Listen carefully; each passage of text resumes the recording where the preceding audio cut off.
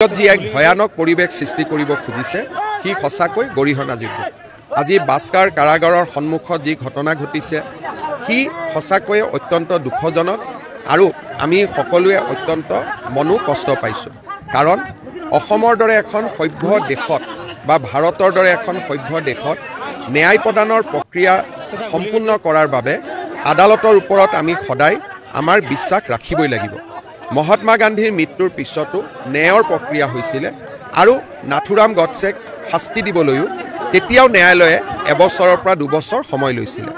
ৰাজীৱ গান্ধীৰ মৃত্যুৱে হওক, ইন্দিৰা গান্ধীৰ মৃত্যুৱে হওক, প্ৰত্যেকটো ঘটনাৰ শাস্তি ন্যায়িক প্ৰক্ৰিয়াৰ মাজেৰে হৈছিলে। আজি ৰাজনৈতিক দলসমূহে ৰাইজক, সাধাৰণ ৰাইজক যি সঁচাই জুবিনক প্ৰাণ ভৰি ভাল পায়, জুবিনক প্ৰাণৰ শিল্পী, জুবিনক আপোন বুলি ভাবে, আমাৰ দৰে অসংখ্য যি জুবিনৰ অনুৰাগী তেওঁলোকক উত্তেজিত কৰাৰ বাবে যি প্ৰচেষ্টা, মই ভাবোঁ যে ই সঁচাকৈয়ে অসমৰ স্বাৰ্থত নহয়, ই বহু দিনলৈ অসমক ক্ষতি কৰিব।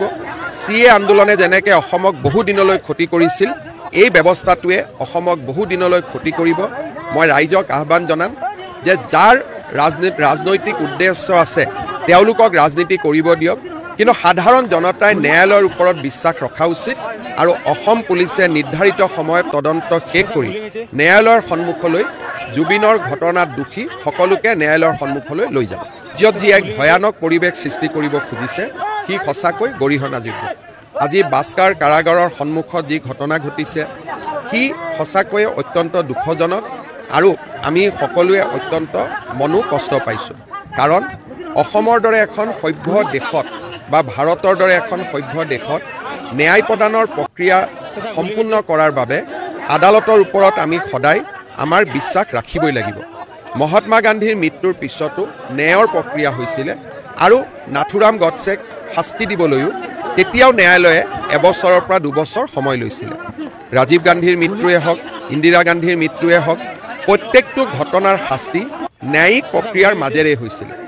আজি ৰাজনৈতিক দলসমূহে ৰাইজক, সাধাৰণ ৰাইজক যি সঁচাই জুবিনক প্ৰাণ ভৰি ভাল পায়, জুবিনক প্ৰাণৰ শিল্পী, জুবিনক আপোন বুলি ভাবে, আমাৰ দৰে অসংখ্য যি জুবিনৰ অনুৰাগী তেওঁলোকক উত্তেজিত কৰাৰ বাবে যি প্ৰচেষ্টা, মই ভাবোঁ যে ই সঁচাকৈয়ে অসমৰ স্বাৰ্থত নহয়, ই বহু দিনলৈ অসমক ক্ষতি কৰিব।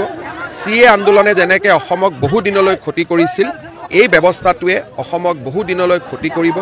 মই ৰাইজক আহ্বান জনাম যে যাৰ ৰাজনৈতিক উদ্দেশ্য আছে তেওঁলোকক ৰাজনীতি কৰিব দিয়ক, কিন্তু সাধাৰণ জনতাই ন্যায়ালয়ৰ ওপৰত বিশ্বাস ৰখা উচিত আৰু অসম পুলিচে নিৰ্ধাৰিত সময়ত তদন্ত শেষ কৰি ন্যায়ালয়ৰ সন্মুখলৈ জুবিনৰ ঘটনাত দোষী সকলোকে ন্যায়ালয়ৰ সন্মুখলৈ লৈ যাব।